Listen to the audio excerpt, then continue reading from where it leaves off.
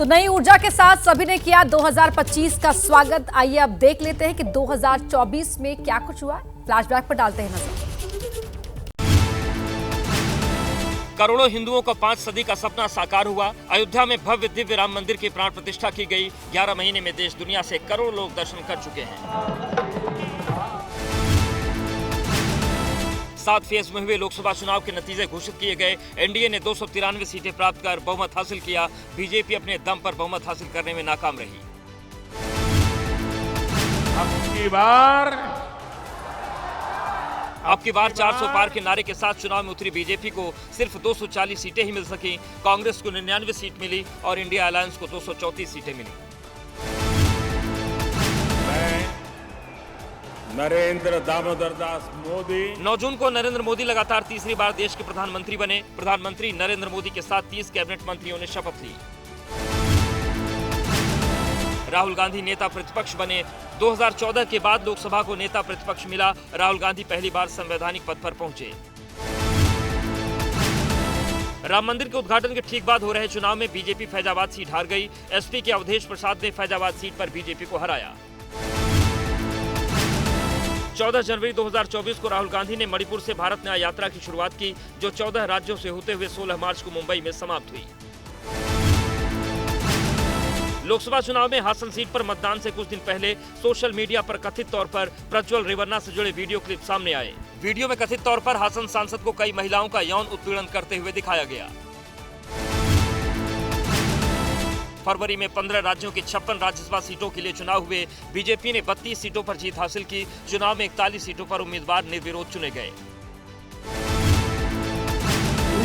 सोनिया गांधी राज्यसभा के लिए निर्वाचित होने वाली सोनिया गांधी नेहरू गांधी खानदान की तीसरी सदस्य बन गईं। इससे पहले उमा नेहरू और इंदिरा गांधी राज्यसभा के लिए निर्विरोध चुनी गई थी।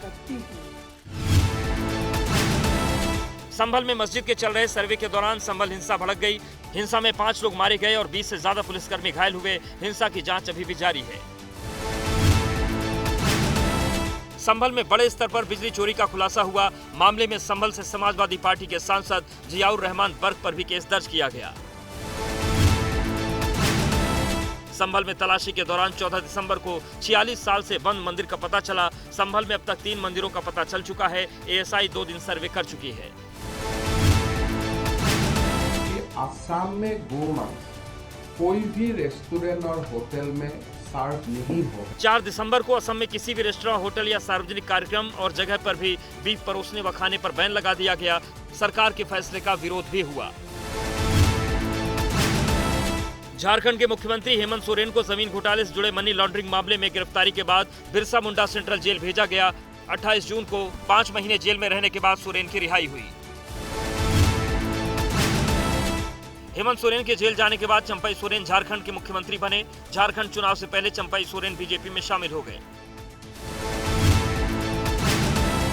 सुप्रीम कोर्ट ने 15 फरवरी को चुनावी बॉन्ड मामलों में अपना बहुप्रतीक्षित फैसला सुनाया। सुप्रीम कोर्ट ने 2018 की इलेक्टोरल बॉन्ड योजना को असंवैधानिक करार दिया।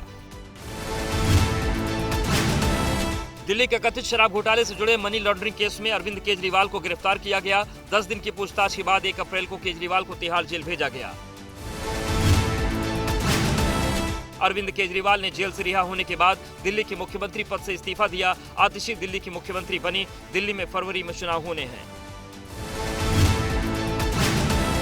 दिल्ली के पूर्व डिप्टी सीएम मनीष सिसोदिया 9 अगस्त को 17 महीने बाद तिहाड़ जेल से बाहर आ गए। सुप्रीम कोर्ट ने दिल्ली शराब नीति घोटाले से जुड़े सीबीआई और ईडी के केस में जमानत दे दी। माफिया से नेता बने मुख्तार अंसारी की बांदा जेल में हार्ट अटैक से मौत हो गई। माफिया मुख्तार की मौत पर कई तरह के सवाल भी उठे। डॉक्टर्स ने मौत की वजह हार्ट अटैक बताया। 2024 का साल नवीन पटनायक के लिए बड़ा झटका साबित हुआ। 24 साल लंबे शासन के बाद ओडिशा विधानसभा चुनाव में पटनायक को अप्रत्याशित हार का सामना करना पड़ा। साल 2024 में रिलायंस इंडस्ट्रीज के चेयरमैन मुकेश अंबानी के छोटे बेटे अनंत अंबानी और राधिका मर्चेंट की भव्य शादी ने खूब सुर्खियां बटोरी। कई दिनों तक हुए समारोह में दुनिया के दिग्गज शामिल हुए। केरल के वायनाड में हुए भीषण लैंडस्लाइड में 420 से ज्यादा लोगों की जान चली गई। 397 लोग घायल हुए और 47 लोग अभी भी लापता हैं। 1500 से ज्यादा घर तबाह हो गए। कोलकाता के आरजीकर मेडिकल कॉलेज और अस्पताल में ट्रेनी डॉक्टर के साथ बलात्कार और हत्या की जघन्य घटना सामने आई। इस घटना के बाद कोलकाता समेत पूरे देश में जबरदस्त प्रदर्शन हुए। आरजीकर रेप और हत्या मामले में पीड़िता के माता पिता ने कलकत्ता हाईकोर्ट का दरवाजा खटखटाया है। माता पिता अपनी बेटी की मौत की नए सिरे से जांच चाहते हैं।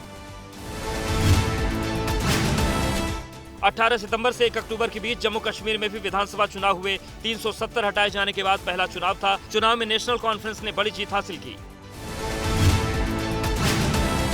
इस साल तिरुपति मंदिर के लड्डू में जानवरों की चर्बी और मछली का तेल मिलाने का दावा किया गया। इसे लेकर काफी बवाल हुआ। तिरुपति के प्रसादम में ऐसी मिलावट की खबर सुनकर हर कोई दंग रह गया है। नेहरू गांधी परिवार की एक और सदस्य प्रियंका गांधी वाड्रा ने 64.99% वोट शेयर के साथ वायनाड लोकसभा उपचुनाव जीतकर चुनावी डेब्यू किया। प्रियंका ने राहुल गांधी की छोड़ी लोकसभा सीट वायनाड में भारी वोटों से चुनाव जीता। महाराष्ट्र विधानसभा चुनाव के नतीजे घोषित हुए। बीजेपी अगुवाई वाली महायुति को ऐतिहासिक जनादेश मिला। बीजेपी ने अकेले 149 सीटों पर चुनाव लड़कर 132 सीटें जीती।